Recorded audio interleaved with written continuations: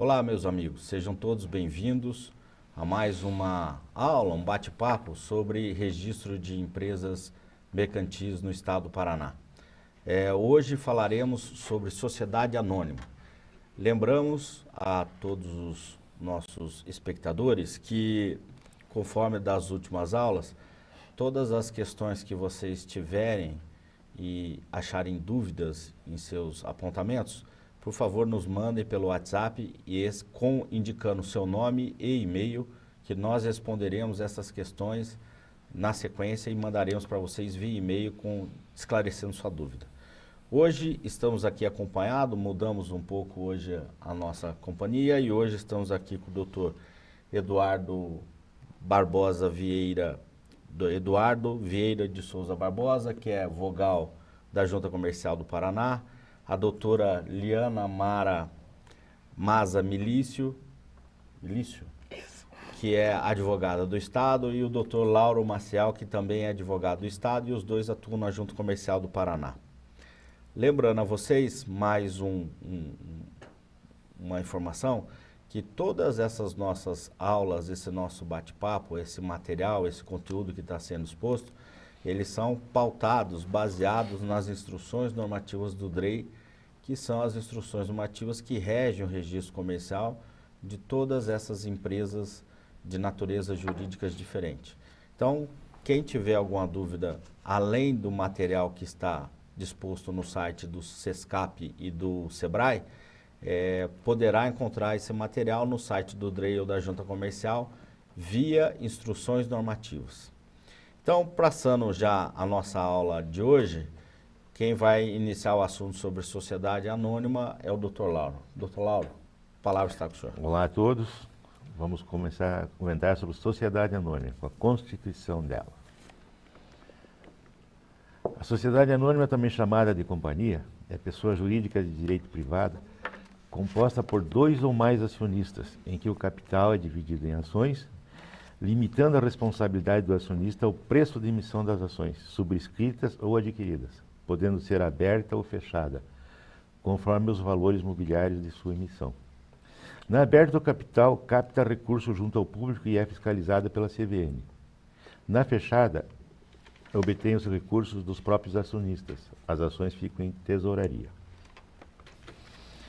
A documentação exigida para a Constituição. O requerimento, que é normal a todos, a limitada, a SA, a ata de constituição, o estatuto, o depósito bancário, o boletim de subscrição, a nomeação dos peritos e o visto do advogado. Na constituição da sociedade anônima, ela é feita através de uma Assembleia Geral de Constituição. Então, na documentação exigida, temos mais a ficha do Cadastro Nacional, a FCN, física pelo modo integrador e virtual pelo sistema fácil. Original do documento de consulta da viabilidade deferida em uma via, ou pesquisa do nome empresarial, busca prévia, até que a junta comercial passe a utilizar o sistema da viabilidade. Essa consulta da viabilidade é para não dar colidência no nome empresarial. A guia de recolhimento da junta comercial e o DARF, o Cadastro Nacional de Empresas, o código 6621, e apresenta-se a DBE do documento básico de entrada em uma via, com a assinatura do representante legal. O requerimento é o normal, a ata de constituição, o estatuto e o boletim. No requerimento com a assinatura do administrador, o acionista, procurador, com poderes específicos ou o terceiro interessado. O que deve constar nessa assembleia? O local, hora, dia, mês e ano da sua realização. Um tópico simples, mas que dá várias complicações no decorrer da análise dos processos. Depois nós vamos falar mais sobre isso. Composição da mesa, o nome completo do presidente e do secretário.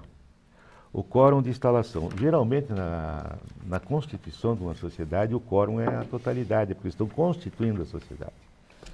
As publicações do edital de convocação, salvo no caso de comparecimento de todos os subscritores, que torna desnecessárias as publicações. A indicação dos jornais, o Diário Oficial e o Jornal de Grande Circulação. Isso aí é previsto lá na lei que norteia as sociedades anônimas, na 6.404/76, no seu artigo 289, que publica um edital por 3 vezes, mencionando ainda as datas, o número de folha, página, e torna-se desnecessária a apresentação à junta comercial dos jornais para arquivamento e anotação. A ordem do dia. Na ordem do dia vai constar lá o que vai ser debatido na Assembleia.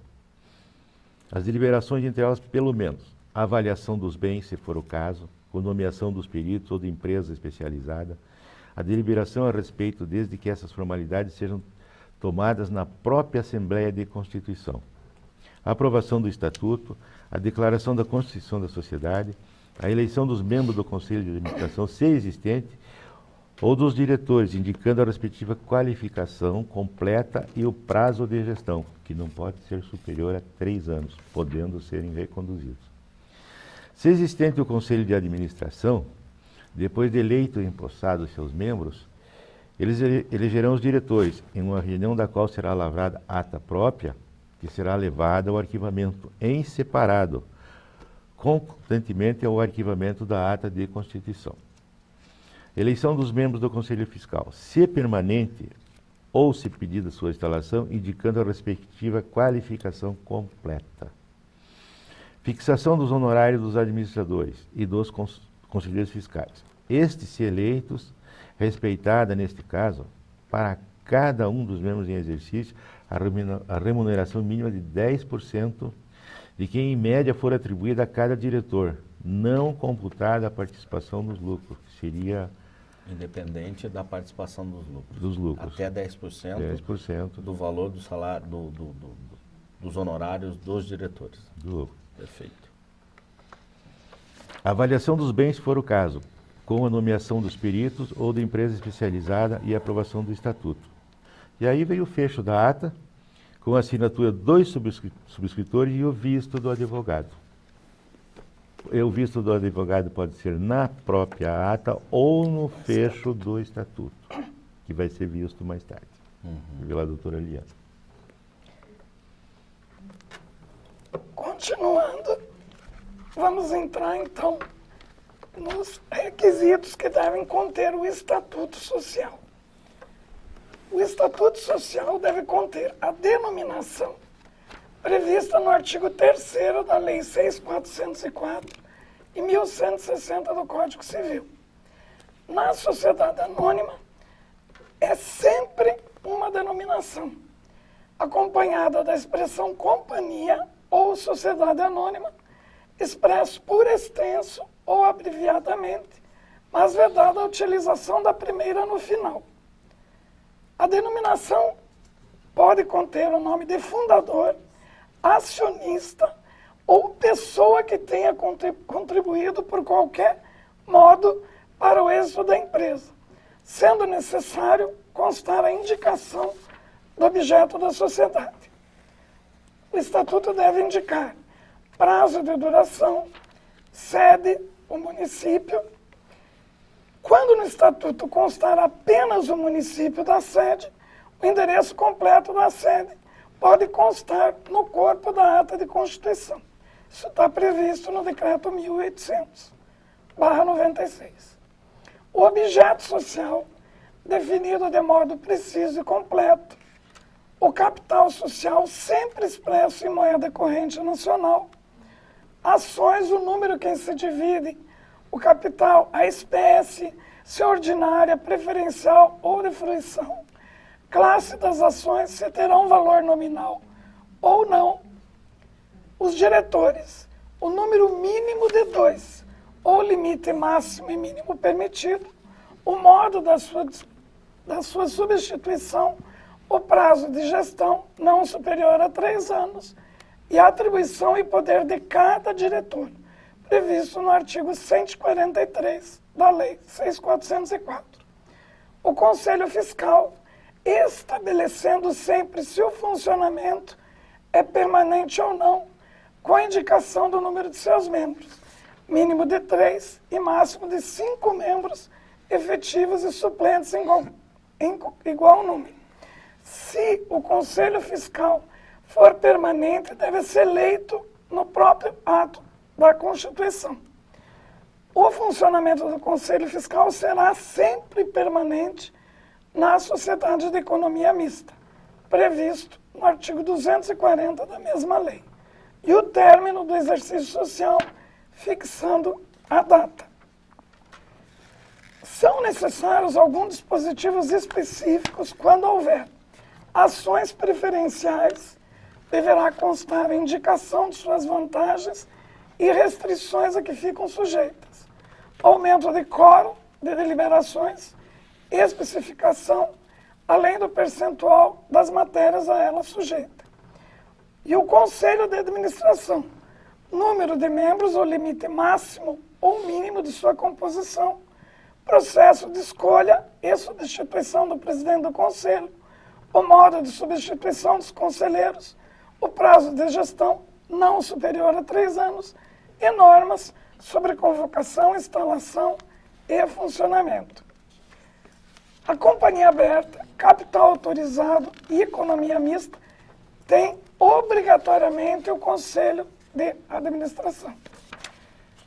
O recibo de depósito bancário da parte do capital integralizado em dinheiro, correspondente a 10% do capital subscrito, em nome da empresa em constituição. Aqui tem que fazer um comentário, que é motivo de bastante exigência, que o depósito tem que ser no nome da sociedade. Sempre tem que aparecer no depósito o nome da sociedade. Liana, eu gostaria de enfatizar mais um pouco nessa questão do depósito, que tem muita gente que acha que porque a empresa não foi criada ainda, não tem como fazer o depósito. Pela falta do CNPJ. Pela falta do CNPJ, mas é possível sim, e se eu não me engano hoje é em qualquer banco, não é só mais no Banco do Brasil. Qualquer banco. Então é só informar que está fazendo a abertura de uma sociedade anônima e que aquele é o depósito inicial que o banco vai fazer e te dá lá o depósito em nome da empresa, mesmo que sem CNPJ. Sem CNPJ. O boletim de subscrição com a relação completa dos subscritores do capital. O visto de advogado, que o Dr. Laulo já comentou, que pode ser ou na ata de constituição ou no próprio estatuto. Aprovação prévia do órgão governamental competente, quando for o caso, que está previsto na Instrução Normativa do DREI, número 14, de 2003. Se houver participação de empresa pública ou sociedade de economia mista, autarquia ou fundação, tem que ter autorização legislativa. E a diretoria, que será sempre composta, no mínimo, 2 diretores, que tem que ser residente no país. Pode ser acionista ou não. E o prazo de mandato de 3 anos. O Conselho de Administração, ele é composto por, no mínimo, 3 membros, eleitos pela Assembleia Geral e destituídos a qualquer tempo. Os conselheiros eleitos podem ser acionistas ou não, e podem residir no exterior. Nesta hipótese, a posse fica condicionada à constituição de um representante residente no país, com poderes para receber citação judicial, mediante procuração com prazo de validade de no mínimo 3 anos. Agora eu passo a palavra para o doutor Eduardo. Bom, olá a todos. Queria primeiramente dizer do privilégio de fazer parte de uma mesa tão seleta aqui. Para quem não sabe, o Dr. Lauro e a doutora Liana foram meus professores na Junta Comercial, e não só meu, mas de muitos outros tantos que por lá passaram, pois são os guardiões aí do Registro do Comércio na parte legal da Junta Comercial do Paraná. Então vamos falar um pouquinho sobre a Assembleia Geral Ordinária. E aqui é bom já deixar um realce aqui, que a Assembleia Geral Ordinária, algumas pessoas acabam confundindo as matérias com a Assembleia Geral Extraordinária. Então vamos falar primeiro sobre a Assembleia Geral Ordinária. Então do mesmo padrão de todo tipo de ato levado a registro na Junta, primeiro lá tem que ser feito o requerimento, a capa, a ata propriamente dita, a comprovação e a juntar das publicações legais, lá o aviso, o edital e as demonstrações financeiras. Caso não conste no próprio documento a indicação dos mesmos no corpo da ata. Então vai ter que registrar lá nome, data e o número das folhas em que a publicação ocorreu. A ficha do Cadastro Nacional, a nossa famosa FCN, se for física pelo modo integrador ou virtual no Sistema Fácil. A guia de recolhimento, né, da Junta Comercial e a DARF, e o Cadastro Nacional de Empresas, o código 6621. Aí, quando for o caso, se a lei assim o exigir, aprovação prévia do órgão governamental competente. É bom frisar também que deve ocorrer obrigatoriamente pela lei nos 4 primeiros meses seguintes ao término do exercício social, ou seja, até abril, geralmente, de cada ano, para a deliberação sobre a destinação do lucro, com a fixação dos dividendos a serem distribuídos e a nomeação dos administradores e membros do Conselho Fiscal, quando for o caso. Então, a gente vai falar mais para frente, mas se houver a Assembleia até abril, ela vai suprir o requisito da lei, mas também, se houver fora do prazo, não há nenhum óbice em haver o registro disso. Fala um pouquinho sobre o quórum de instalação da Assembleia. Então, ela instalar-se-á em primeira convocação, com a presença dos acionistas que representem, pela lei, no mínimo 1/4 do capital social, com direito de voto, e em segunda convocação, com qualquer número. Isso está previsto lá no artigo 125 da Lei das SAs, ressalvadas aí as exceções. E o quórum de deliberação sobre as matérias da ordem do dia. Elas são tomadas por maioria absoluta de votos dos presentes, aí não computados os votos em branco, podendo o Estatuto da Companhia Fechada aumentar o quórum, se for o caso, para certas deliberações, desde que essas matérias estejam especificadas no próprio Estatuto Social da Companhia, nos termos do artigo 129 lá da Lei das SAs. Eduardo, eu gostaria de fazer um comentário aqui, que é para chamar a atenção das pessoas que estão nos assistindo, que é o seguinte: a Assembleia Geral Ordinária é uma por ano, que é obrigatória. É obrigatório. No próprio artigo 132 da 6.404, ele fala uma.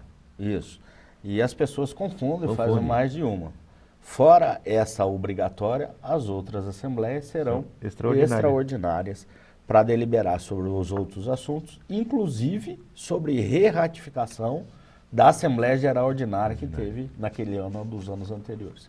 A gente vai falar um pouquinho mais para frente sobre isso, mas para o pessoal que está nos assistindo não ter qualquer dúvida a respeito disso, o próprio nome ele já é autoexplicativo, né? Ordinária é porque aquela que a ordem da lei determinou, é uma por ano. Extraordinária, obviamente, porque ela não é ordinária, então ela é extraordinária. E que, por assim ser, ela pode deliberar sobre outras matérias que não aquelas da Assembleia Geral Ordinária. Eu queria fazer um comentário também, que o que acontece bastante, ele fala eleição da diretoria, quando for o caso, ou do conselho, quando for o caso. Então, se a Assembleia Geral Ordinária, se não tiver eleição, ela tem que fazer uma extraordinária. Esse é um motivo de bastante... acontece muito. Mas eu não elegi lá, eu vou fazer a Assembleia Geral Ordinária aqui. Não, daí seria a extraordinária. A não ser que não tenha feito ainda a ordinária, né? Isso. Mas se já foi feita, vai eleger, tem que ser por extraordinária. Então vamos seguir lá. Então, o que obrigatoriamente tem que constar na Assembleia Geral Ordinária? A denominação completa, NIR e CNPJ, que aí não é um privilégio desse tipo de documento, e sim de qualquer ato levado a registro nos termos da nossa Lei 8934. Local, hora, dia, mês e ano da realização, quer dizer, a descrição completa de onde ocorreu e o horário da sua realização local. E aí estabelece o parágrafo 2º do artigo 124, que é na localidade da sede. Volta e meia a gente se depara com algumas situações que o cidadão quer realizar a assembleia no Paraguai. Não cabe, tem que ser na localidade da sede. A composição da mesa, né, geralmente sempre com a indicação do presidente e secretário da Assembleia, e o quórum de instalação da mesma. Em relação à convocação, se ela ocorrer por edital, a convocação, tem que citar os jornais em que ela ocorreu, e aí ambos, Diário Oficial e também Jornal de Grande Circulação, em que foi publicado, a menção ainda das datas e dos números das folhas em que em cada um dos veículos constou aquela convocação. Se for por carta, aí ela tem que ser entregue a todos os acionistas, mediante contra-recibo para comprovar de fato a ciência da convocação dos mesmos. Em relação à indicação dos jornais que ocorreu a publicação, o aviso de que o relatório da administração, as demonstrações financeiras e o parecer dos auditores independentes constaram, né, quando houver, no caso dos pareceres, e discriminar que estão à disposição dos acionistas. É muito comum também, vocês que analisam corriqueiramente isso, que simplesmente diga que estava à disposição dos acionistas. Ou é mais comum ainda que diga anexa a presente. Se falou que está anexa a presente, tem que estar anexa. O que nem sempre ocorre. De fato, tem que estar à disposição de todos. Aí, se houver o relatório da administração, as demonstrações financeiras e o parecer dos auditores independentes. Tem que constar ainda a menção das datas e do número das folhas das publicações, que nesse caso dispensará a apresentação das mesmas à junta comercial. Não precisa juntar grampeado lá a comprovação do jornal, se fizer a menção expressa a data e o número das folhas daquele jornal em que houve a menção na ata da ocorrência da publicação. É importante frisar que a companhia deve fazer as publicações sempre no mesmo jornal. E qualquer mudança de jornal padrão das publicações, ela deverá ser precedida de aviso aos acionistas no próprio extrato da ata da Assembleia Geral Ordinária, conforme reza lá o nosso artigo 289. E isso é importante deixar claro porque também é muito comum ocorrer a publicação, a empresa acha que o jornal A ou B tem um valor de publicação mais barato e acaba mudando sem que haja esse aviso no próprio extrato da ata. Então, se houver a mudança do veículo de publicação das convocações, ela deve acontecer precedida de aviso e a constância no corpo da ata.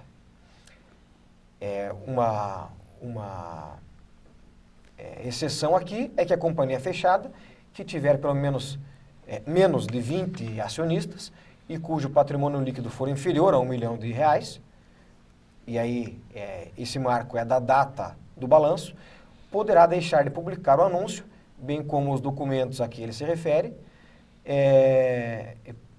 aí para dispensa das publicações oficiais, né? E nesse caso, as cópias autenticadas dos recibos da correspondência e dos números citados deverão ser arquivadas juntamente com a cópia da ata propriamente dita que deliberar sobre esses documentos financeiros da empresa. Em relação à ordem do dia, ela deve ser, além da convocação, deve estar registrada lá. E, como não poderia deixar de ser diferente, os fatos ocorridos e as deliberações. Então, tem que registrar exatamente nos termos em que a ordem do dia for sendo tratada, as deliberações e as manifestações de cada um dos acionistas presentes, concordando se a deliberação foi unânime, se eventualmente tiver necessidade de ter um voto em separado. Então, nesse caso, vai ter que estar a transcrição exata daquelas deliberações contidas na Assembleia ocorrida e declarando ali em extrato as manifestações de cada um dos acionistas com direito a voto. A ordem do dia de uma Assembleia, ela compreende, além da apreciação das contas dos administradores, que é basicamente o tema que tem que estar em todas, o exame e a votação das administrações financeiras, das demonstrações financeiras, perdão, a deliberação sobre a destinação do lucro líquido do exercício e a distribuição dos dividendos, se houver. E aí, cabe um registro em tempos de crise. Não são tantas empresas assim que estão passíveis de distribuir distribuição lucros. dos dividendos. E outra matéria que é como a doutora Liana já frisou anteriormente, de AGO, mas se não ocorrer naquele momento, vai ter que ser feito em AGE, que é a eleição dos administradores e os membros do Conselho Fiscal, se for o caso, se existirem a previsão perante o Estatuto da... E, ao final, o fecho, que é mencionando lá o encerramento dos trabalhos, a lavratura da ata, a leitura e aprovação pelos presentes, seguindo-se as assinaturas do secretário, do presidente da Assembleia e dos acionistas.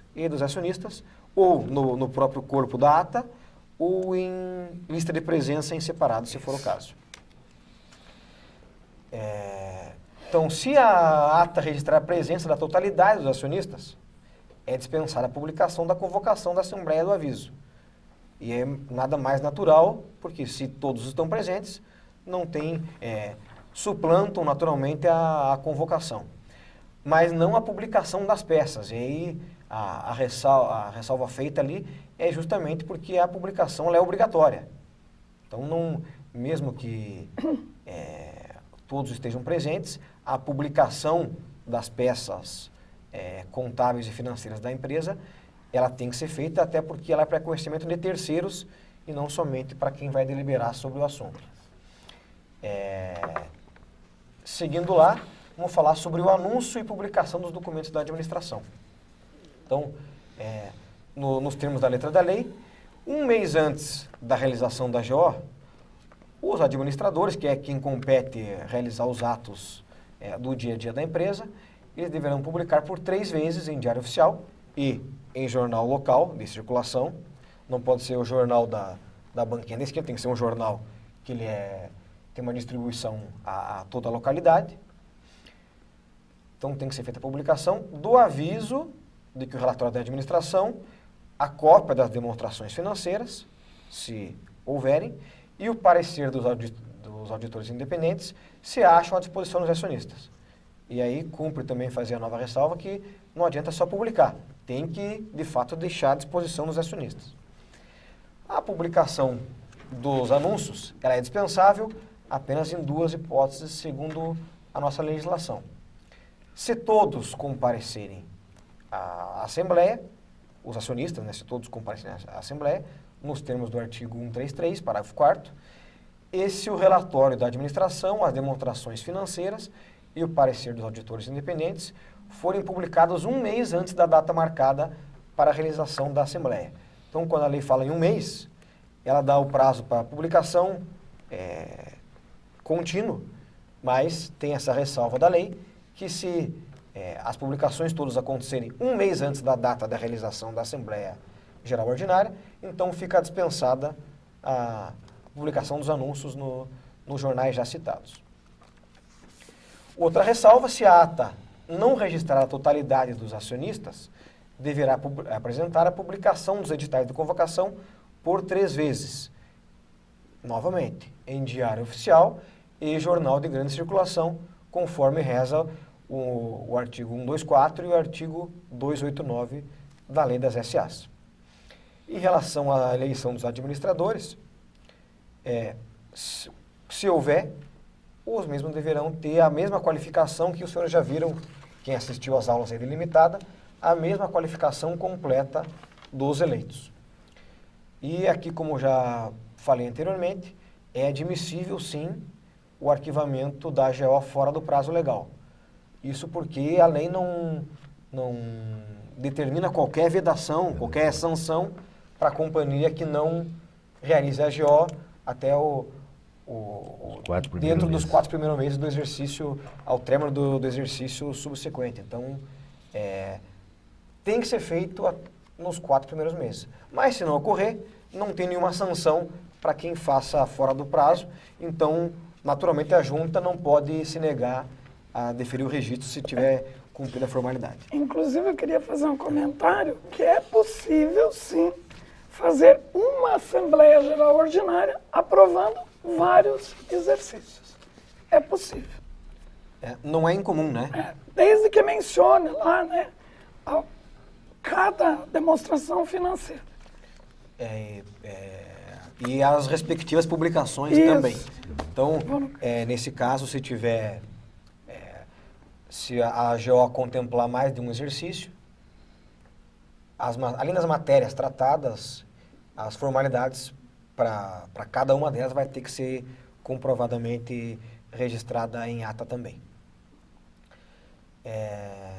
Isso aqui nós já falamos em relação a fora do prazo legal, mas nunca é pouco ressaltar, porque algumas empresas acham que eu não registrei de 2014, então 2015 não faz. Não. Faz lá, registra as duas, aprova tudo. Publica antes sem da problema realização nenhum. da Assembleia e aprova as duas. Os dois exercícios, no caso. Exatamente. Para deixar claro também que a Assembleia que não tenha periodicidade definida, ela pode deliberar sobre qualquer assunto de interesse da sociedade, desde que mencionado no edital. E aqui eu já estou me extrapolando um pouco, o Dr. Paulo está com sede de falar, eu vou deixar essa parte com ele.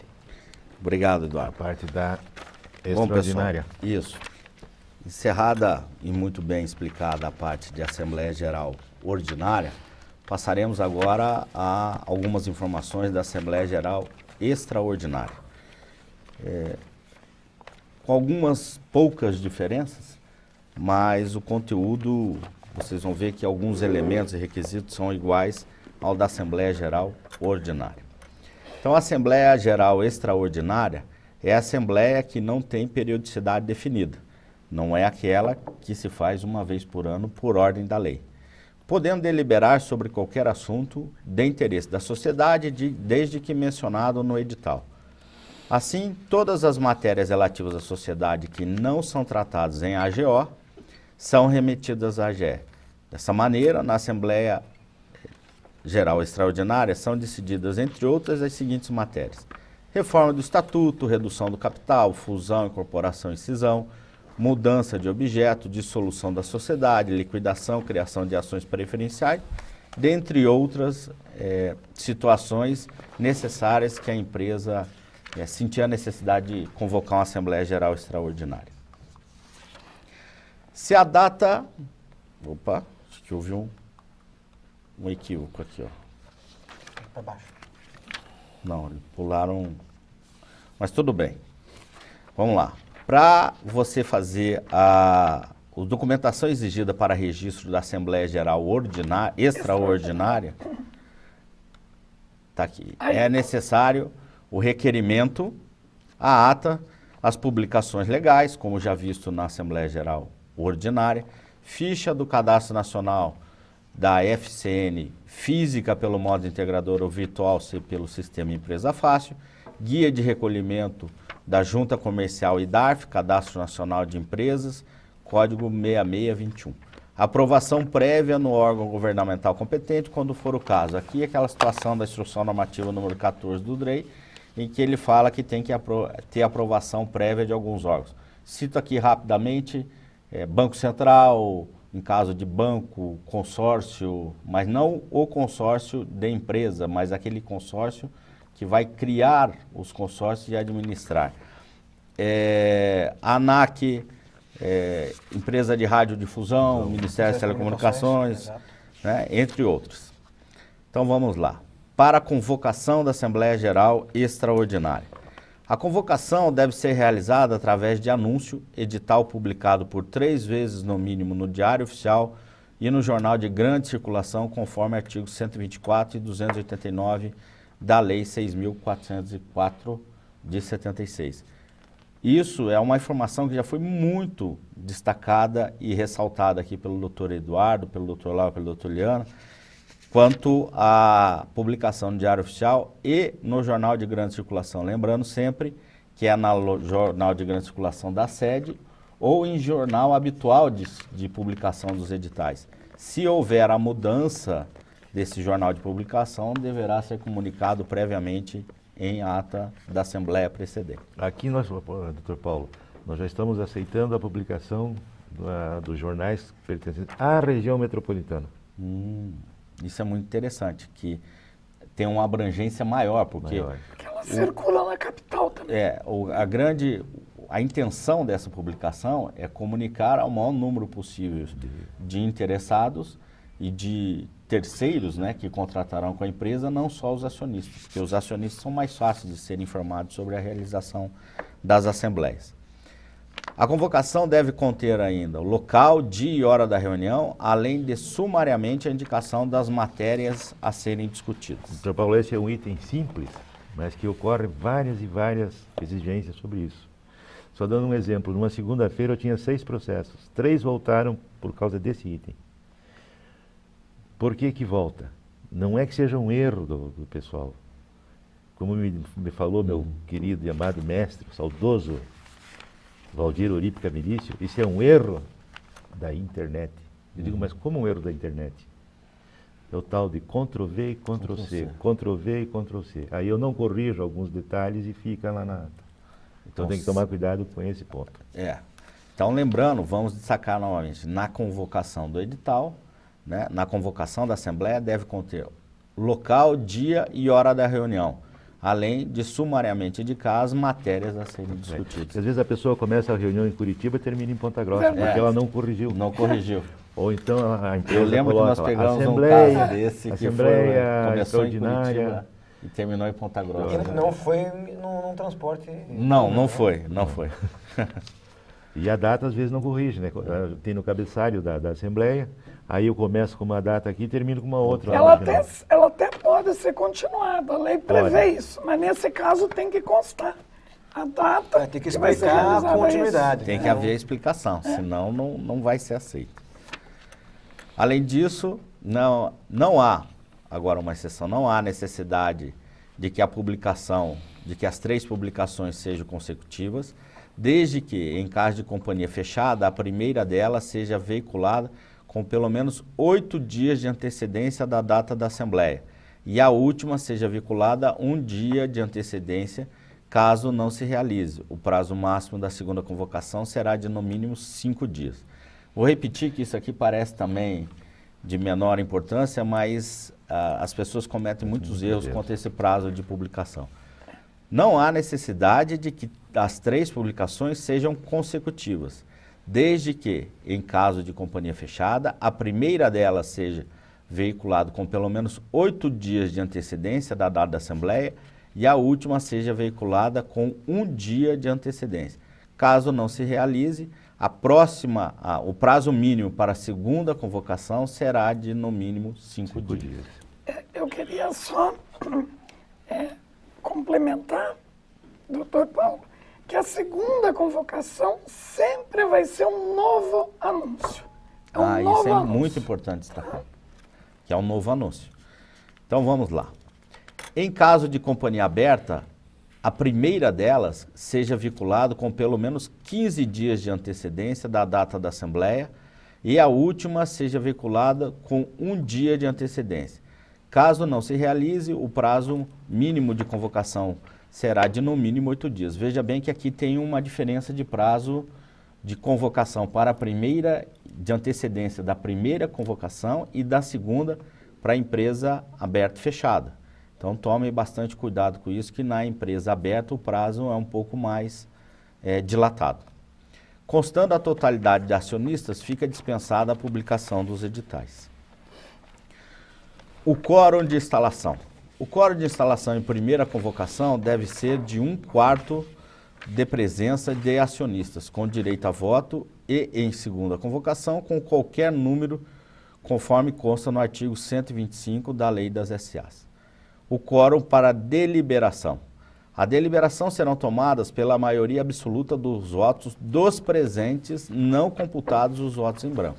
Preste bem atenção que uma coisa é quórum para instalação, 1/4, e daqueles que estiverem presentes, a maioria absoluta, metade mais 1 dos votos.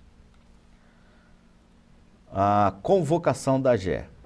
Para convocar a AGE, nós precisamos, necessário conteúdo, é necessário constar na convocação o quórum qualificado, como segue, para os casos indicados. Metade, no mínimo, das ações com direito a voto, se maior o quórum não for exigido pelo Estatuto da Companhia Fechada para a deliberação sobre os assuntos que estão na convocação. Então, lembra bem, a lei manda que seja, no mínimo, né, metade, maior que como é que tá lá? Metade, no mínimo, né, das ações com direito a voto. Agora, se o estatuto pode dizer coisa diferente, dizer que o quórum seja superior a esse aí. Prestar atenção, então, quando for no estatuto original e sempre nas suas alterações para ver se... Só uma ressalva aí que sempre o estatuto pode deliberar a mais. Isso. Nunca menos. Menos porque tem a disposição da lei. Exatamente. E não pode ser menor. No termo da lei. Perfeito. A criação de ações preferenciais, então vamos lá, metade no mínimo das ações com direito a voto, se maior quórum não for exigido para criação de ações preferenciais ou aumento da classe existente, sem guardar proporção com as demais, salvo se já previstos ou autorizados pelo Estatuto. A Assembleia Geral Extraordinária, para apreciar a proposta de reforma do Estatuto, instalar-se-á em primeira convocação com a presença de acionistas que representam no mínimo 2/3 do capital com direito a voto, e em segunda convocação com qualquer número. A convocação deverá indicar a matéria estatutária a ser alterada. Isso aqui é importante também. Não é só indicar que vai haver a alteração do Estatuto. Você tem que indicar o artigo, o inciso, o parágrafo, o dispositivo do Estatuto que vai ser alterado. Pode falar. A indicação da matéria, né? O que está sendo alterado. Exatamente. Sempre que o Estatuto consolidado for arquivado em ato separado, fazer constar a exigência de apresentar o NIRI e CNPJ e a assinatura do presidente e secretário da Assembleia que aprovou a consolidação. Sem maiores problemas. Agora vamos à ata da Assembleia. A ata da Assembleia deve indicar a denominação completa, o NIRI e o CNPJ da empresa, local, hora, dia, mês e ano da sua realização, conforme o doutor Lauro já ressaltou. Cuidado com isso aqui, para não usar o Ctrl+V, Ctrl+C em cima de outra ata já realizada e acabar por um esquecimento e não por um erro técnico, né, de que e vai dar exigência, vai voltar ao pedido de arquivamento. A composição da mesa, nome do presidente e do secretário, o quórum de instalação. Se por edital, citar os jornais Diário Oficial e Jornal Local de grande circulação em que foi publicada. A menção ainda das datas e dos números das folhas de publicações dispensará a apresentação das mesmas à junta comercial, quer seja acompanhado da ata, quer seja para anotação. Então, só lembrando, quando constar da ata o número o nome dos jornais, o dia da publicação e o número das folhas, não precisa ser apresentado cópia dessas publicações à junta comercial. Mas isso nada impede que a empresa possa, mais tarde, arquivar as publicações. As publicações também como outro documento de interesse da empresa. Se por correspondência, é entregue a todos os acionistas contra recibo. No caso de companhia fechada, informar essa circunstância, declarando o preenchimento cumulativo das seguintes condições: menos de 20 acionistas e patrimônio líquido inferior a R$1 milhão. Liana, você que sempre comenta esse assunto, gosta de falar disso. Que essa exceção para companhia fechada, contendo o requisito aí do patrimônio inferior, né, e menos de 20 acionistas, ela também, ela não tendo a totalidade, ela não precisa publicar o edital, mas ela terá que anexar para arquivamento na junta, tá, o recibo de convocação dos acionistas. Seria uma exceção. Né?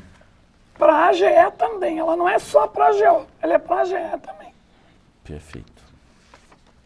A companhia fechada que preencher a condição prevista no artigo 294 poderá deixar de publicar a edição de convocação.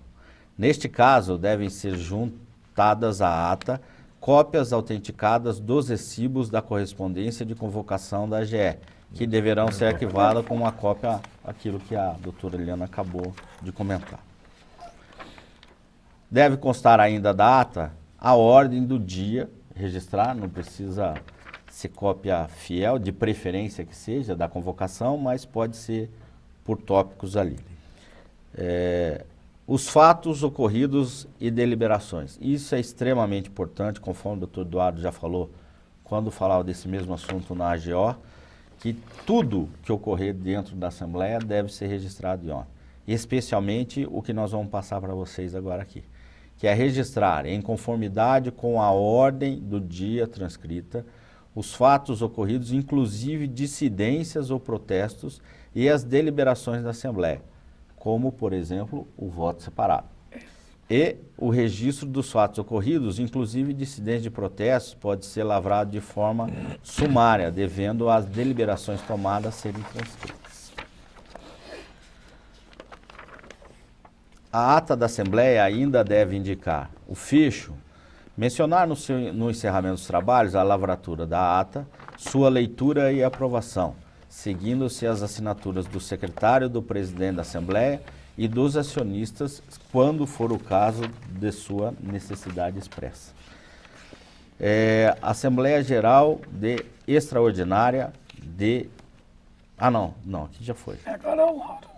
Assembleia Geral de Reratificação. Aí já começa o doutor Lauro falando sobre a matéria. Bom, vamos falar da Assembleia Geral de Reratificação. Essas assembleias são para corrigir o erro que se cometeu em AGO ou em AGE. Então, a Assembleia Geral Extraordinária ela pode ratificar matéria da Assembleia Geral de Constituição, da Assembleia Geral Ordinária ou de Assembleia Geral Extraordinária. Tratando-se de ratificação, é suficiente a referência aos assuntos ratificados para sua convalidação, caso a ata já tenha sido arquivada. No caso de retificação, é necessário dar nova redação ao texto modificado, caso a ata ainda esteja em tramitação. A diferença aqui é simples. No re eu corrijo, no ra eu confirmo. O limite mínimo da realização do aumento de capital, agora vamos tratar de aumento de capital, né? O limite mínimo de realização para aumento do capital por subscrição. Somente depois de realizado 3/4 do capital social, a companhia pode aumentá-lo mediante subscrição pública ou particular de ações. Forma de realização. Havendo o aumento de capital, a ata deve indicar a forma de sua realização, tais como moeda nacional, bens móveis, imóveis, títulos e reservas, com o devido valor do mercado. Realização do capital com bens. Na realização com bens, é indispensável a avaliação por 3 peritos ou por empresa especializada à escolha da Assembleia Geral. Isso está lá no artigo 8º da Lei 6.404. Doutor, só um esclarecimento aqui. É bom que vocês tenham clara diferença entre a integralização de bens na limitada e a integralização de bens na SA. Na SA. Então, na limitada, basta o preenchimento lá do artigo 997, lá quaisquer bens suscetíveis de avaliação pecuniária. E em relação à SA, tem que preencher esses requisitos. Os requisitos. A que o doutor Lauro vem falando aí. Uma empresa especializada ou 3 peritos. A deliberação sobre a avaliação de bens é sempre da Assembleia, por tratar-se de competência privativa. Admite-se a suspensão dos trabalhos da Assembleia pelo tempo necessário à apresentação do laudo de avaliação. Isso dificilmente ocorre, porque o laudo sempre está junto com a... Quando vai deliberar, já vai com o laudo. Quando vai deliberar, já vai com o laudo pronto, né? O aumento de capital, mesmo com bens sujeitos à avaliação, pode ser proposto e deliberado em uma única Assembleia, já que se pode suspender os trabalhos para o cumprimento disso que nós falamos, e continuá-los em uma outra. Isso. Mas tem que fixar o dia da próxima na própria ata. Se nessa segunda parte houver também o quórum legal, respeitada a ordem do dia prevista no edital. Para essa segunda parte não precisa convocação. Ou vai precisar? Não, que é a não, continuidade porque consta, daquela. É a continuidade daquela. Mas desde que conste na Na Assembleia. ata que vai ser continuada. Para então, todos tomarem ciência. Sociedade de capital autorizada. O aumento de capital na sociedade de capital autorizada poderá ser decidido por Assembleia ou pelo Conselho de Administração, conforme o Estatuto prevê. Direito de preferência. No aumento de capital por subscrição particular ou pública, observar-se-á o direito de preferência para a subscrição do aumento pelos acionistas na proporção de ações que tiverem respeitando o prazo mínimo de 30 dias para o exercício dessa preferência, contados da data da publicação da ata ou do aviso próprio ou da comunicação pessoal contra o recibo. Na Assembleia que comparecer a totalidade dos acionistas, se todos se manifestarem pela subscrição ou pela renúncia do direito de preferência, será dispensado o prazo dos 30 dias para o exercício desse direito. Exclusão do direito de preferência. A subscrição do aumento de capital pelos acionistas não depende do direito de preferência no caso de companhia aberta, quando o estatuto assim o dispuser. O estatuto da companhia, ainda que fechada, pode excluir o direito de preferência para a subscrição de ações nos termos da Lei Especial sobre Incentivos Fiscais. Proposta de iniciativa dos administradores. A proposta de aumento do capital social, quando de iniciativa dos administradores, não poderá ser submetida à deliberação da Assembleia Geral, sem o parecer do Conselho Fiscal, se ele é em funcionamento. A Assembleia Geral poderá deliberar sobre a redução do capital social se houver perda até o montante dos prejuízos acumulados ou se julgá-lo excessivo. Agora aqui a parte da redução volta para a doutora Liane. A Assembleia poderá deliberar a redução do capital se houver perda até o montante dos prejuízos acumulados ou se julgá-lo excessivo. Veja, a diferença aqui da limitada para a sociedade anônima, no caso de redução de capital, previsto no artigo 174 da lei, tem que decorrer o prazo de 60 dias da publicação. Publicar a ata em diário oficial e jornal local e arquivar na junta comercial depois de passado esse prazo. Na limitada é 90 dias. Né? Aí instrui o processo com o diário oficial ou jornal de circulação ou menciona as datas, por causa da oposição dos credores. Né? A ata da Assembleia que aprovar a redução do capital com restituição aos acionistas da parte do valor das ações ou pela diminuição do valor dessas, quando não integralizadas a importância da entrada, somente pode ser arquivada se decorrido o prazo de 60 dias, que eu acabei de falar, e inexistir notificação à junta comercial por parte de credores quirografários contra a pretendida redução e, se manifestada essa oposição, comprovado o pagamento do crédito feito seu depósito em juízo. Helena, só uma interrupção. Em relação a esse documento, essa notificação dos credores, fazendo oposição à redução do capital, nessas décadas que vocês estão na junta, e quantas vezes vocês pegaram? Não me lembro. Eu também não tenho lembrança de nenhuma. Então, são aquelas normas que o legislador previu, mas que na prática, às vezes até por desconhecimento, né, da prática, as pessoas acabam não se utilizando. Então, até a falta de hábito de ler o jornal, exatamente. Onde tem os jornais onde tem publicação das companhias de e sociedade hoje, anônima, com todo esse acesso à informação mais facilitado aí com a internet, etc., muitas companhias maiores acabam publicando em seus próprios sites também, né, o extrato das atas que vão fazer. Então, no caso da redução do capital, faz a convocação no próprio site da empresa. Acho que vai facilitar um pouco que essa letra morta da lei acabe se aplicando na realidade, né? Por isso a junta, né, exige, que a própria lei exige que anexe a folha do Diário Oficial e o jornal. E essa ata só vai ser arquivada depois desses 60 dias. Bom, agora nós vamos começar a falar das operações societárias, começando pela transformação. A transformação é a operação pela qual a sociedade muda de tipo jurídico sem sofrer dissolução e liquidação, obedecida às normas reguladoras da Constituição e das novas normas a serem adotadas. A transformação de um tipo jurídico societário para qualquer outro, ela deve ser aprovada, isso é muito importante, pela totalidade dos sócios ou acionista, salvo ser prevista em disposição contratual ou estatutária. Ou seja, se não tiver previsão contratual ou estatutária que ela pode ser deliberada por maioria, ela só vai poder ser realizada com a totalidade da presença dos acionistas. Em caso de transformação por deliberação majoritária, do instrumento resultante não constará o nome dos dissidentes.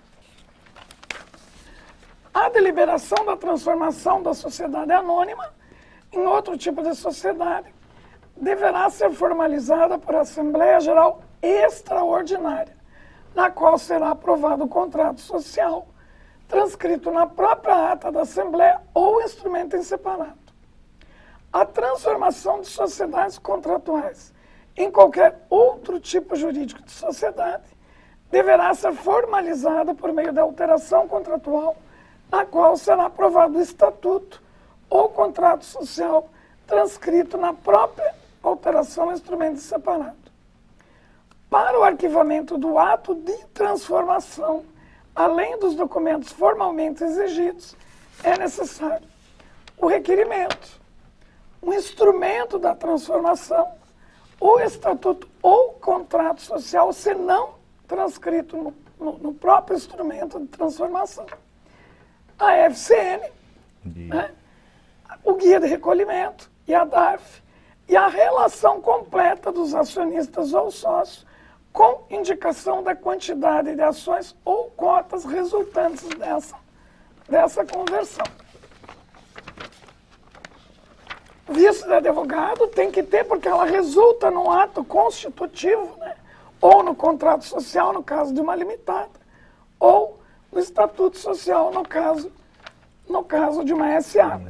E aprovação prévia do órgão governamental competente, quando for o caso. Então, na transformação, então vai ter um instrumento de transformação, ou estatuto ou contrato, a relação completa dos acionistas ou sócios com a indicação da quantidade de ação ou cotas resultantes.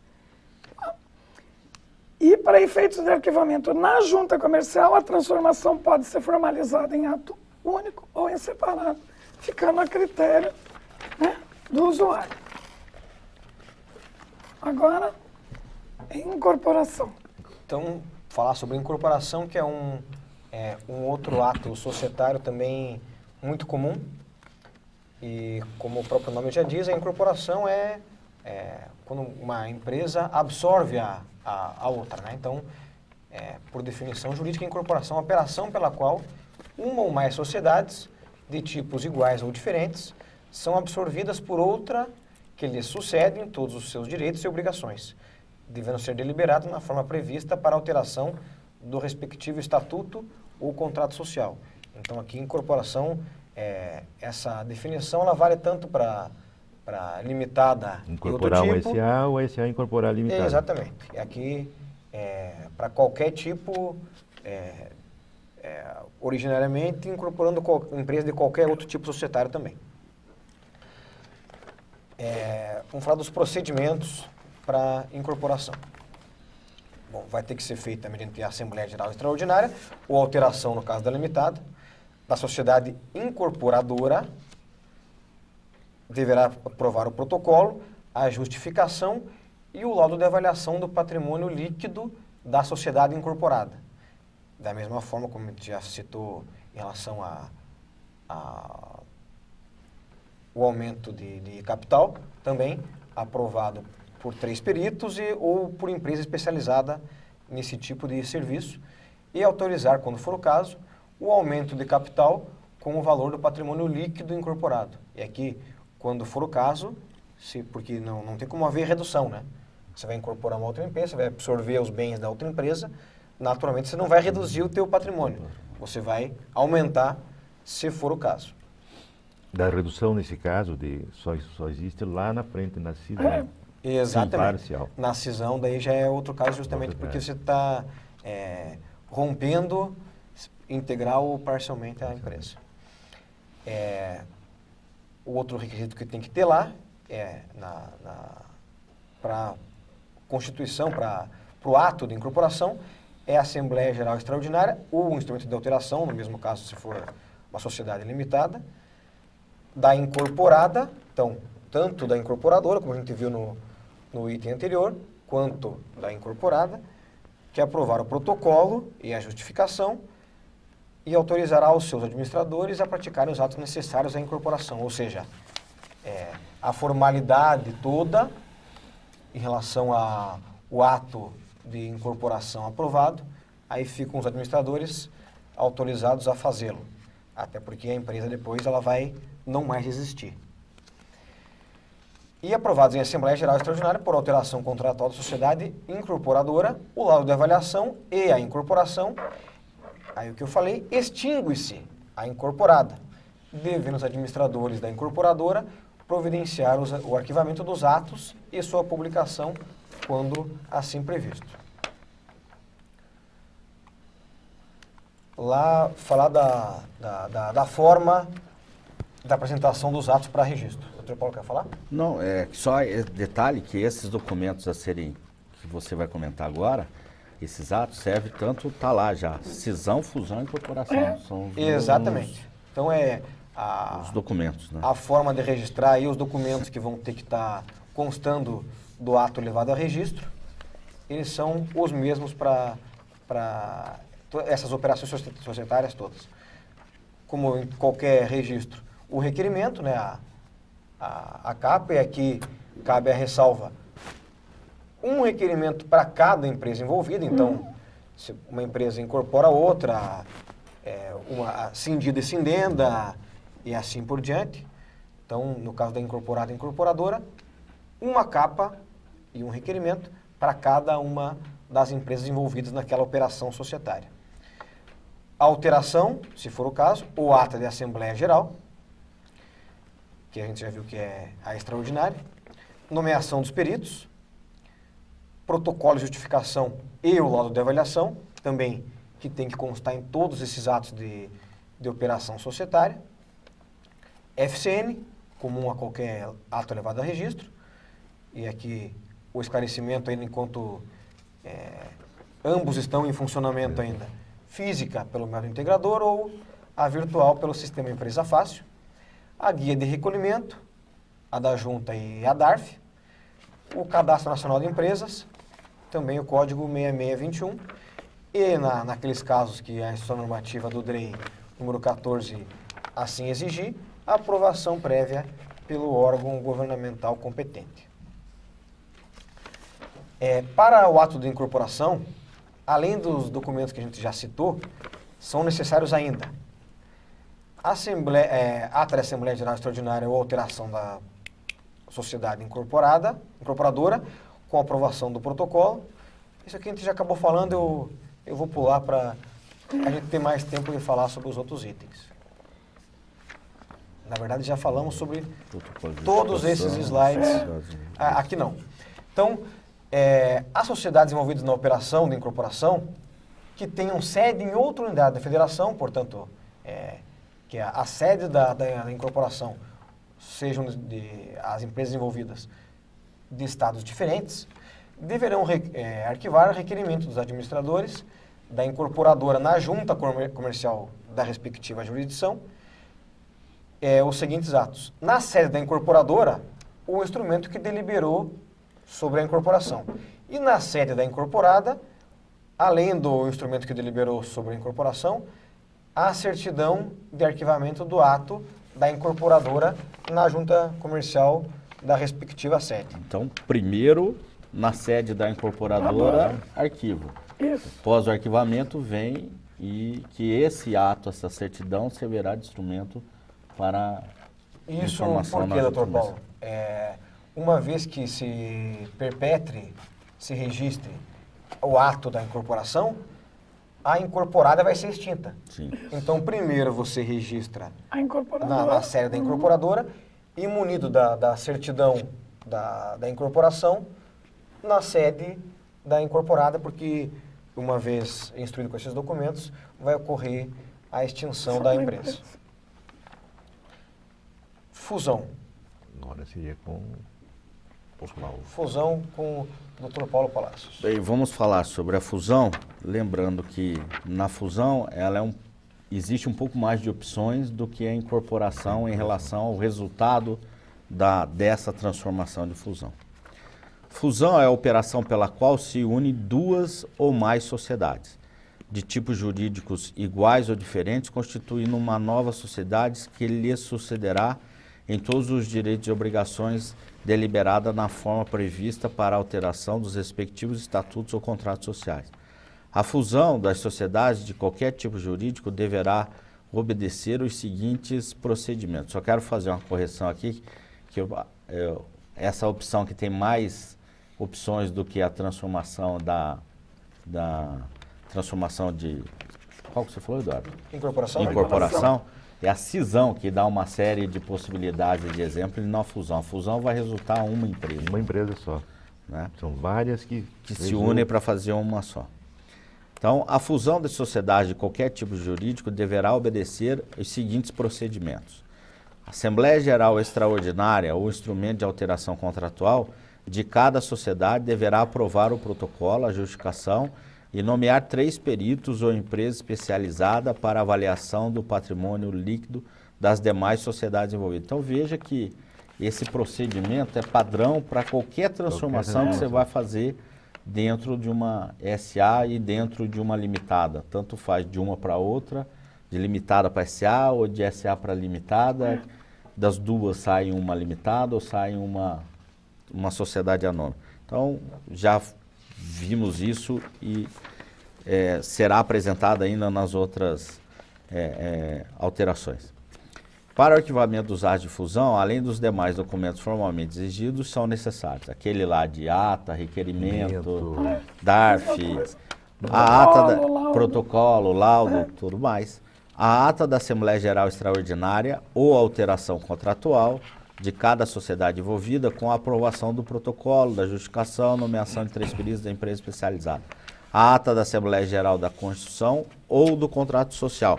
Isso dependendo do tipo jurídico que será a empresa resultado desta fusão.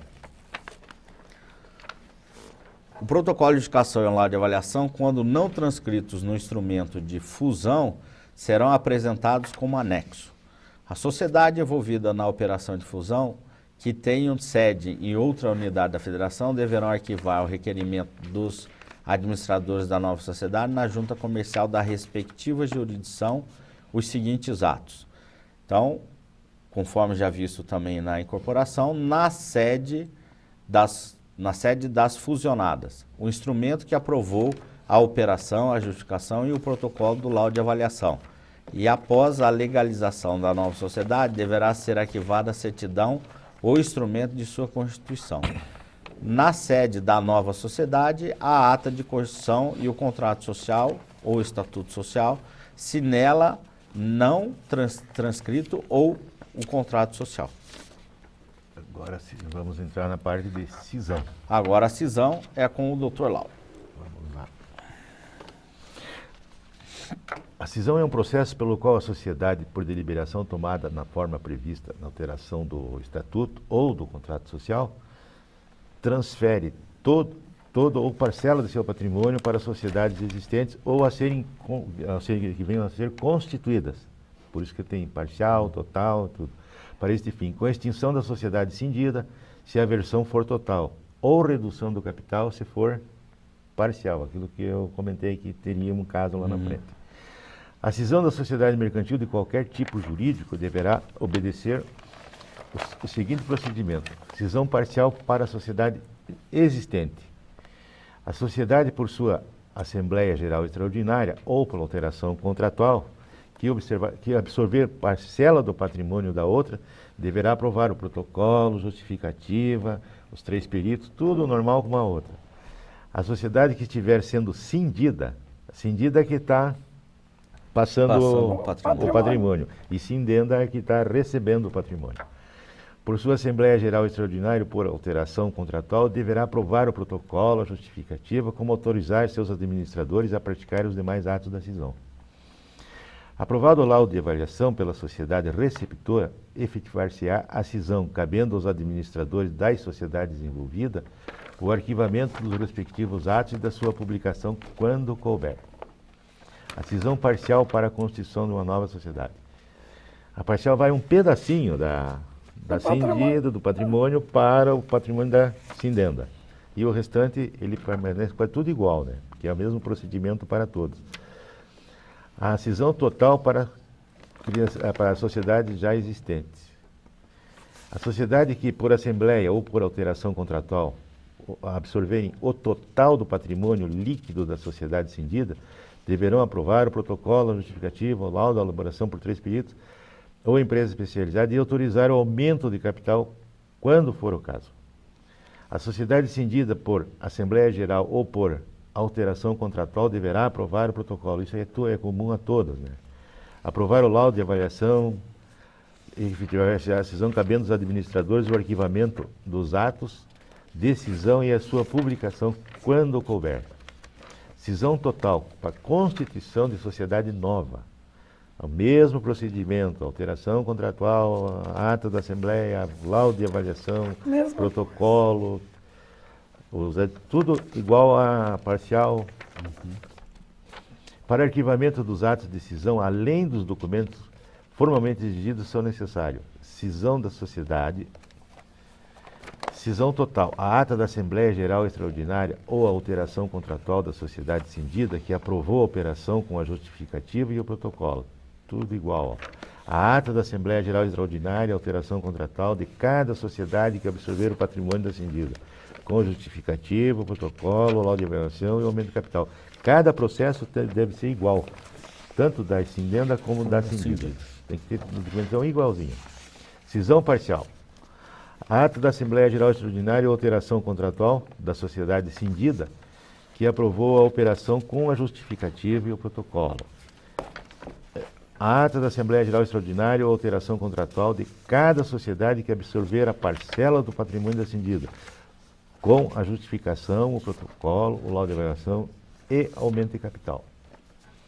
Cisão para a constituição de novas sociedades, cisão total. A ata da Assembleia Geral Extraordinária com alteração da sociedade cindida que aprovou a operação, a justificativa com os elementos do protocolo, nomeação dos 3 peritos, a empresa especializada e aprovação do laudo e a constituição das novas sociedades, atos constitutivos das novas sociedades. Daí segue o mesmo ritual da constituição de sociedades. Cisão parcial. A ata da Assembleia Geral Extraordinária ou alteração contratual da sociedade cindida que aprovou a operação com a justificativa, o protocolo e o laudo de avaliação. Os atos constitutivos da nossa sociedade. A sociedade envolvida na operação da cisão que tenham sede em outra unidade da federação deverão arquivar nas respectivas juntas comerciais os seguintes atos. Cisão parcial para a sociedade já existente. Sociedade cindida deverá arquivar na junta comercial da respectiva jurisdição o ato que aprovou o protocolo, a operação e a justificação. Isso vai ser igual para todos.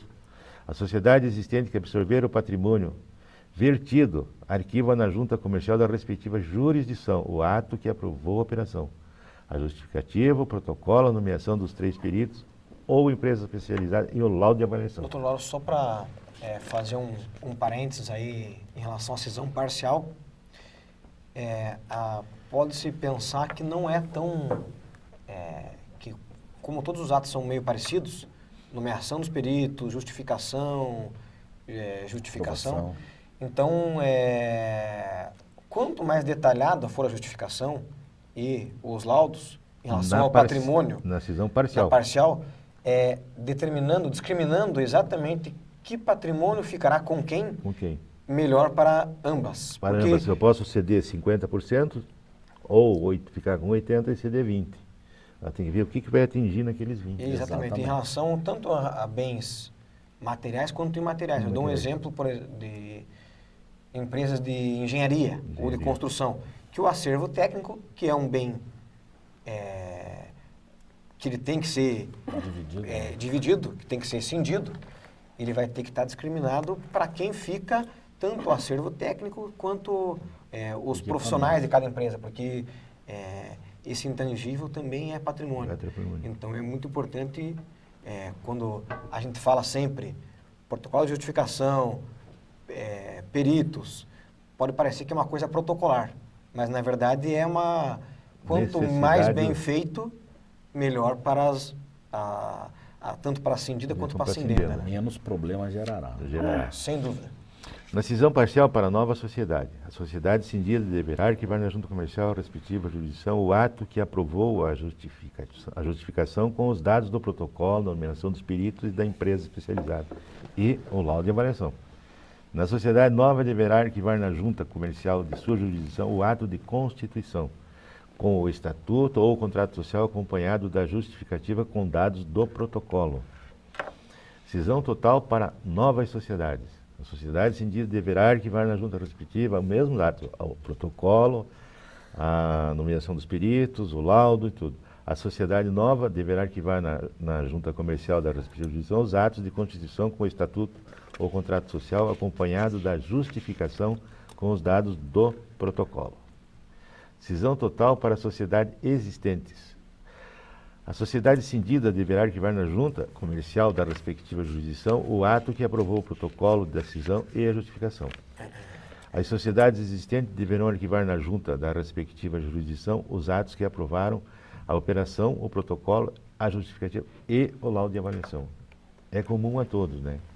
Agora ali Parece que está falando a mesma coisa. A mesma coisa. A mas diferença é que mínima. A diferença é mínima em razão do resultado da cisão. Da cisão. Que pode ir para uma nova empresa, pode ser a cisão total, né? Para ir para uma nova empresa, a cisão parcial para uma nova empresa, ou empresa já existente. Então, dependendo do resultado. São bem interessantes essas operações. São muito interessantes porque elas são muito formais. Formais. E as pessoas acabam se atrapalhando em alguns momentos com essa penca de documentos que tem que entregar. Que, na verdade, são simples, mas desde que seguidas as orientações aí. E na cisão, eu posso fazer a cisão de 3 ou 4 empresas, mas eu tenho que montar um processinho para cada um, igual a todos. Por quê? Porque na total elas somem. Na parcial, elas continuam, mas passam para outra. E mesmo na parcial, ela vai ter parte do patrimônio vertido, então vai reduzir capital e vai ter outras peculiaridades. Então, essa pleia de documentos aí é que faz essa confusão, mas é muito interessante de ver, né? Justamente o motivo dessa aula, para trazer mais informações a vocês, e esperamos que esse documento venha auxiliá-lo e muito no seu trabalho do dia a dia. Sem dúvida. Então, seguindo lá, com dissolução e liquidação, e aí a gente falou nos atos que eram comuns a todo tipo societário, mas aqui focado nas sociedades anônimas. Como em qualquer ato, temos que ter lá o requerimento, a capa, a ata de Assembleia Geral, que aqui a gente está falando de SA, a FCN, da mesma forma física, se for pelo modo integrador, e virtual, se for pelo sistema Empresa Fácil. Logramos que, no mais breve espaço de tempo possível, tudo tramite só pelo Empresa Fácil. A guia de recolhimento, tanto da Junta Comercial, a DARF e o Cadastro Nacional de Empresas, lá o código 6621, que é o DSA. E, se for o caso, da mesma forma, a aprovação prévia do órgão governamental competente. Doutor Eduardo, uma partezinha. Falamos tanto em requerimento. Vocês acreditam que acontece erro nos requerimentos? Acredito. É código de ato e evento errado, é falta de assinatura, o requerimento entra limpinho, aí tem que devolver para a pessoa. E a ou gente para o não pode terceiro adivinhar interessado. o que ele está querendo, né? Exatamente. Isso é importante porque um código de ato e evento diferente, ele acaba impactando tanto na emissão das taxas, das guias, aí paga uma guia com valor errado, acaba tendo exigência. Ou é protocolado errado, com código errado, e daí numerado errado. É uma consequência. Então, o sistema ele é um pouco trabalhoso de se observar, porque ele tem muitas funcionalidades, mas no preenchimento da capa, se os senhores conseguirem, com uma paciência a mais aí, observarem, vai ter sim o código para aquele ato que os senhores estão pretendendo registrar. Então, não vai existir nenhum ato que não foi previsto no preenchimento da capa. Então, no requerimento é importante observar exatamente aquilo que os senhores querem registrar. Nas guias de recolhimento, é comum vir o recolhimento das taxas com agendamento. Uhum. Então a junta não aceita a taxa agendada. Outra observação importante também, porque quando vocês geram as guias para pagamento, ela já vai com uma data ao final. Então, se na hora do pagamento vocês não alterarem para o pagamento na data em que ele está se efetivando, ele vai ser gerado como agendamento. E como agendamento, a gente não vai aceitar o protocolo dentro da junta até que se confirme o pagamento. Então, esse atrasozinho aí, que pode dar nesse período, os senhores, se tiverem uma cautela a mais, vão evitar esse período de espera. Deixa eu só fazer mais um comentário que eu acho que é importante nesse momento, já que nós tocamos no assunto, que já foi aprovada uma deliberação pela plenária de vogais, que deve entrar em vigor já no começo da semana que vem, que o processo só vai ser apreciado pela junta a partir do momento que for constatado a compensação do pagamento. Não basta agora só a demonstração. O processo só vai ser analisado se ele for comprovada a compensação do pagamento. Então, cuidado com isso que o Dr. Lauro falou. Quando você for fazer o pagamento, se você põe lá na data de pagamento, a data do dia que você está pagando. Porque senão vai sair a data com um mês depois, que normalmente sai a data no final do que mês. tem um mês para pagar o boleto lá da junta. Então, se você põe o agendamento, você acha que pagou, mas ele agendou para daqui a um mês. E você acha que o teu processo vai estar caminhando e não vai estar caminhando. Não, porque eu posso revogar o agendamento na própria máquina. Pode cancelar. Posso cancelar. Mas tem que prestar atenção, porque se você não prestar atenção, o processo vai ficar parado sem andamento. Doutor Lauro, já que você mencionou a respeito dessa deliberação do Colégio de Vogais da Junta, e quem está assistindo aí merece, já que se inscreveu, teve a diligência aí para aprimorar seus conhecimentos e aprender os procedimentos aí para os registros empresariais, eu acho que eles merecem uma dica, se cabe aqui, em relação a essa deliberação, que é o seguinte: a Junta Comercial ela tem um convênio com o Banco do Brasil. E aí, sem qualquer propaganda, tá?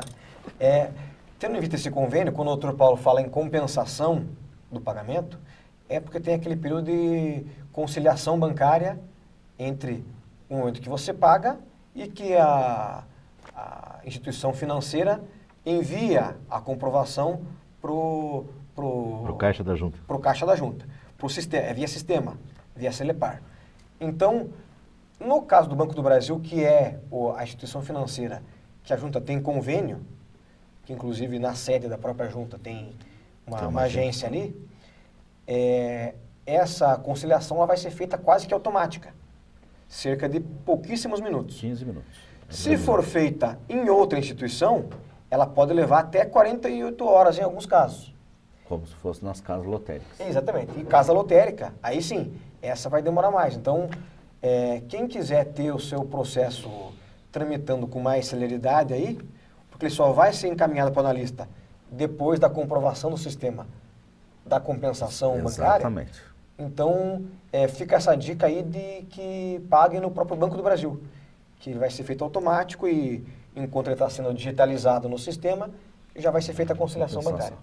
Perfeito. Então, acho que quem está nos assistindo agora ou vai assistir essa aula gravada, merece essa dica aí, acho que Com certeza. é importante. Vamos voltar então para a nossa dissolução e para a liquidação. Então, tem algumas modalidades. A empresa dissolve-se, no caso da SA, tá? Estamos falando aqui de SA, de pleno direito, pelo término da duração do prazo estabelecido no Estatuto Social. Então, cada dia mais é incomum nós vermos empresas com prazo de duração determinado, mas quando ocorrer, ela dissolve-se. Nos casos previstos no Estatuto, então, quando a própria companhia estabelecer quais são as ocorrências ali que ensejam a dissolução dela. Isso ocorre bastante nas SPE. Essa é a sociedade de propósito específico. É muito comum em imóveis, né? Então, Construção de economia. quando se comercializar a última unidade, O próprio Certo. consórcio. o próprio consórcio ele tem um prazo determinado também. então nesses casos a empresa automaticamente dissolve-se. Por deliberação da Assembleia Geral, quando os acionistas se reunirem para deliberar a respeito, pela existência de um único acionista, verificado em Assembleia Geral Ordinária, se o mínimo de 2 não for reconstituído até o ano seguinte. Então nós temos aquela previsão lá da limitada de restabelecer a pluralidade societária, ou hoje transformar-se em ERELI, e aqui no caso da SA tem essa previsão, se a empresa ficar com um único acionista e até a próxima Assembleia Ordinária ela não tiver mais nenhum, ela dissolve-se. Dissolve. Nas SA só tem um caso que pode ficar com um único acionista, que é a subsidiária integral, o acionista é uma empresa. Exatamente. É a única hipótese. Está lá no 251 da Isso. 6.404. Exatamente, bem lembrado, porque é um caso específico que não é um acionista da subsidiária integral. Da subsidiária integral. Outra hipótese, pela extinção, na forma da lei, da autorização para funcionar. Então, aquelas empresas que é muito comum, mais especificamente naquelas situações de autorização da normativa 14 do DREI, em outras que demandam alguma autorização específica para funcionamento, naturalmente, se a autorização se extinguir, a empresa perde o seu próprio sentido. A segunda hipótese lá, por decisão judicial. Então, ela pode acontecer anulação da Constituição em ação proposta por qualquer acionista, e aqui cabe até uma ressalva, até por um terceiro. Uma empresa de economia mista ou uma empresa que tenha um capital público envolvido, seja minoritário ou majoritário, uma ação popular, por exemplo, ela poderia anular a Constituição. Outra hipótese, quando aprovado, que não pode preencher o seu fim, em ação proposta por acionistas, que represente pelo menos 5% do capital social. Também é uma ação que é comum no direito societário, o próprio acionista ou um conjunto de acionistas propõe uma ação pela dissolução da empresa por ela não estar exercendo o fim para qual ela foi constituída. Em caso de falência, na forma prevista na própria lei de falências, e aí a terceira hipótese que é por decisão da autoridade administrativa competente, nos casos e na forma da própria lei especial. Então, pela Assembleia Geral, que é uma das hipóteses lá, se o estatuto for omisso, compete à Assembleia Geral, nos casos de dissolução de plano de direito, determinar o modo da liquidação, nomear o liquidante e o conselho fiscal, que devem funcionar durante o período da liquidação. Isso também ocorre nas empresas limitadas. Você tem que ter um liquidante para a liquidação da empresa. E o conselho fiscal aqui é uma peculiaridade própria das sociedades anônimas. E o funcionamento do conselho fiscal, que nós acabamos de falar, ele será permanente ou a pedido dos acionistas, conforme dispuser o estatuto. Então, tem aquelas empresas que já têm o conselho fiscal previsto como órgão societário no próprio estatuto. E tem aquelas, no caso da liquidação, que vão estabelecer a criação do conselho fiscal justamente durante o lapso da liquidação da empresa. A companhia que tiver conselho de administração, ela poderá mantê-lo, competindo-lhe nomear o liquidante. Ou seja, o CAD da SA é quem, se o estatuto assim o dispuser, vai ser o órgão societário competente para nomear quem será o liquidante da empresa. E o quórum para que haja a dissolução e liquidação da sociedade anônima, ele vai ser de, no mínimo, metade das ações com direito a voto. E não é das ações totais, então as ações com direito a voto. A ata da AGE que deliberar sobre a dissolução, ela deverá registrar decisões tomadas e vai ter que estar lá especificamente na ordem do dia e, assim deliberado, a nomeação do liquidante, qualificando, então, da mesma forma como se ele fosse um diretor ou um conselheiro a ingressar na empresa. vai ter que ter a nacionalidade, estado civil, profissão, os dados da carteira de identificação dele, CPF, endereço e, enfim, inclusive os documentos dele vão ter que estar anexados. Na eleição do Conselho Fiscal, se requerida a sua instalação, conforme nós já dissemos anteriormente, vai ter que constar também a qualificação da mesma forma que o liquidante. E uma exigência da lei, que após aprovada a liquidação, vai ser incorporado ao nome empresarial a expressão em liquidação. Então, uma exigência da lei que não pode ser escapada, vai ter que constar, inclusive, na ata, a alteração do nome. Na AGE, que deliberar sobre a extinção da companhia, deve conter lá os seguintes requisitos. Então, vejam bem, depois de haver a nomeação do liquidante, a empresa vai passar por esse processo de liquidação e vai ter uma AGE que vai deliberar sobre a extinção propriamente dita, ou seja, liquidou, agora nós vamos encerrar a empresa. Vai ter que constar nessa AGE a prestação de contas do liquidante, e aí, se aprovadas as contas, a declaração do encerramento de liquidação e a extinção da sociedade propriamente dita, e o arquivamento que deliberou sobre a extinção da sede, no caso de conter filiais à companhia. Então, para deixar bem claro ali, no arquivamento que deliberou a extinção da sede, que contém filiais na unidade da federação da sede, ou, né, porque pode ter ou não ter, fora da unidade de federação da sede, considerar-se-á extinta quando da aprovação do ato. Ou seja, essa AGE, ela vai ser comunicada e a partir do momento da extinção da sede, naturalmente as filiais também estarão extintas.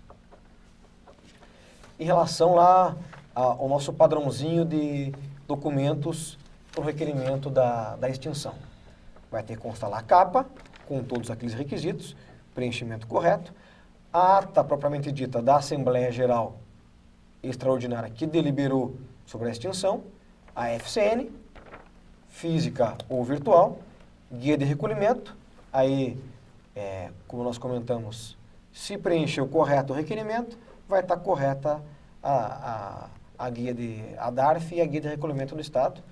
Da mesma forma, por CSA, o código é o 6621, e se for o caso, a aprovação prévia. Nesse caso aqui é a comunicação ao órgão, né, da extinção da sociedade.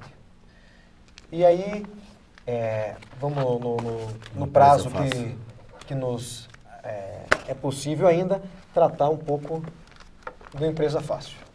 Bem, pessoal, como nós temos feito em todas as aulas, nós estamos fazendo, além da parte teórica sobre, no caso hoje, sociedade anônima, nós estamos também passando como preencher na Empresa Fácil os dados referentes a esse tipo jurídico. Como o tempo hoje é um pouco mais curto, eu vou passar rapidamente sobre o Empresa Fácil, destacando basicamente as diferenças que tem em relação à Constituição da Libertada, que já foi apresentado, mas vai ficar para vocês o arquivo de passo a passo, tela a tela, de como deve ser preenchido o sistema Empresa Fácil para abertura e alteração de sociedade anônima. Então vamos lá. Aqui vai lá, entra no site, vai lá em prosseguir, entra matriz, filial, quando for o caso, escolhe lá, clicar em abertura matriz, e aí vai aparecer aqui. A primeira coisa que você vai escolher ali é a junta comercial, a sede e a natureza jurídica. E isso vai escolher criação ou constituição de SA. Clique em avançar, vai passando. Aqui um outro detalhe que é bem diferente. Quando você tiver lá enquadramento, você vai escolher os demais, porque na SA não cabe ser microempresa nem empresa de pequeno porte. Então essa é uma diferença que para a SA você vai escolher as demais.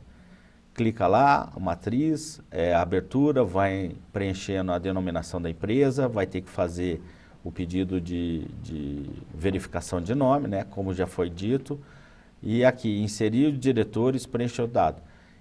Você insere o nome dos diretores que estão sendo eleitos em ata, tá? O destaque é que aqui não vai aparecer o nome dos sócios, sim os representantes da empresa. tanto na FCN quanto no preenchimento do Empresa Fácil. Vai fazendo, como vocês podem ver, ele tem o sistema do Empresa Fácil. Neste exemplo que nós estamos dando aqui, nesses slides, ele está autoexplicativo, dizendo o que você deve pôr em cada situação. Aqui uma lembrança que nós temos que fazer, que é não confundir, quando você vai preencher aqui, descrever o objeto da empresa, ele deve ser muito claro, preciso e de preferência não conter palavras similares ou genéricas. E aí, quando você for preencher os KNAIs, aí sim o KNAI não dá para alterar. E esse KNAI pode ter palavras genéricas ou generalistas, né?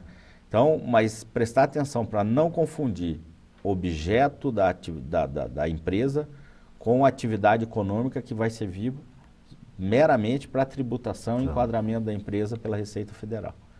Conforme você vai pesquisando quantos KNAIs você achar que deve colocar como atividade principal e secundária e continua preenchendo. Vai informar sempre que exerce atividade no local informado, o tipo da unidade, se é sede, se é própria ou não, né? Informar a forma de atuação. E aqui é comum a todas as empresas e ao preenchimento do Empresa Fácil. Depois que você, nesse ponto aqui, depois que você recebe o autorizo que você transmitiu, você vai receber o número do PRP, que é o número do protocolo, para você poder acompanhar o andamento do processo perante a junta comercial. Esse PRP é informado porque no sistema Empresa Fácil não é só o contabilista ou o contador que pode ter acesso. O empresário também pode ter acesso e essa é uma das nossas intenções para que ele possa acompanhar o estado que está seu processo e se todo o procedimento está sendo cumprido dentro dos prazos estabelecidos. Aí você entra lá para acompanhamento, aqui é normal o preenchimento, sem nenhum problema.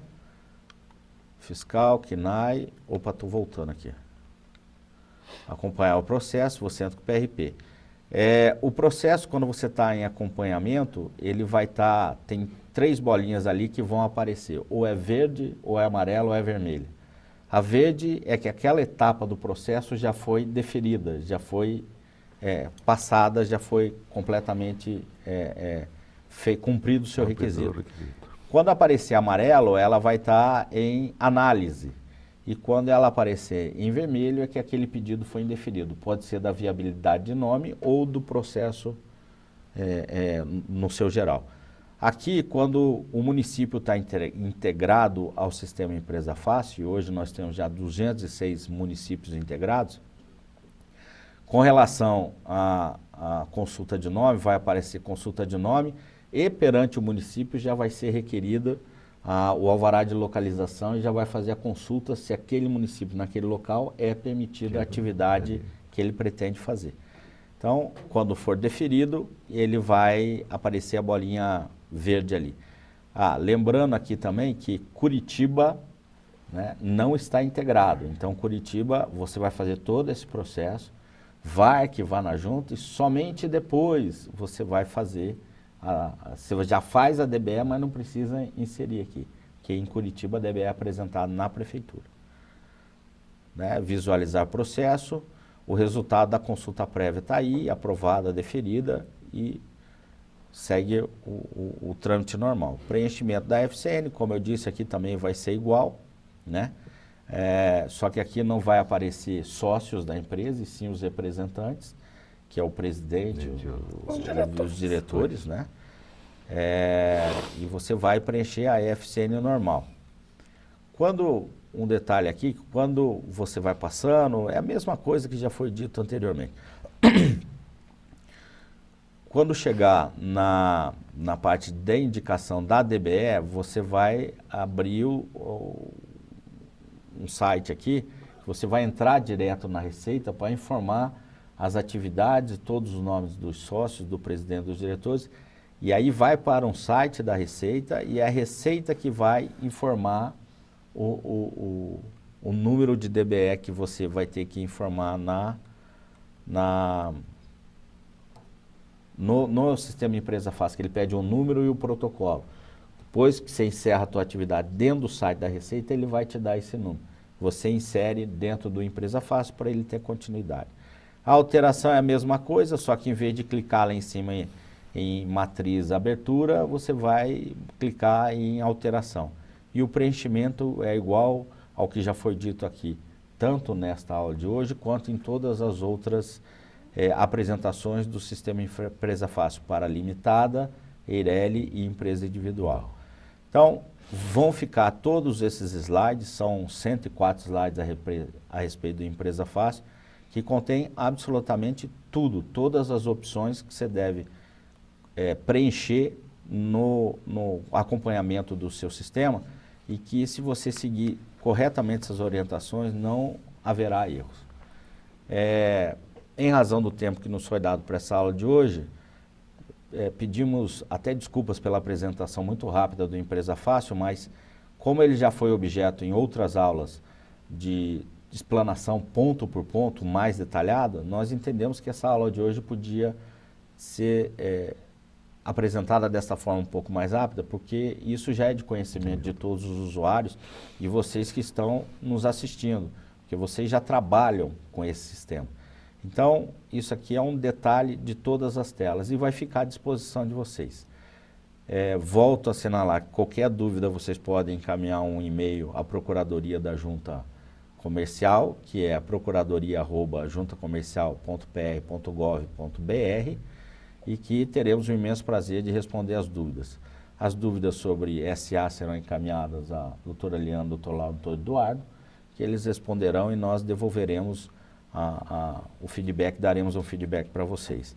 Agradecemos a sua atenção, a sua paciência em nos assistir, mas sabemos que todo esse trabalho nosso de vir aqui, de apresentar aí essa teoria e prática para vocês e de vocês de nos assistirem, todo esse trabalho é com um foco só, que é o aprimoramento do registro comercial, a facilidade de tramitação dos processos dentro da junta e evitar que cada vez mais se faça exigências nos processos. Quanto menos exigência tiver, mais rápido o processo tramitará. Passo agora a palavra ao doutor Lauro, doutora Eliana e doutor Eduardo para suas considerações finais.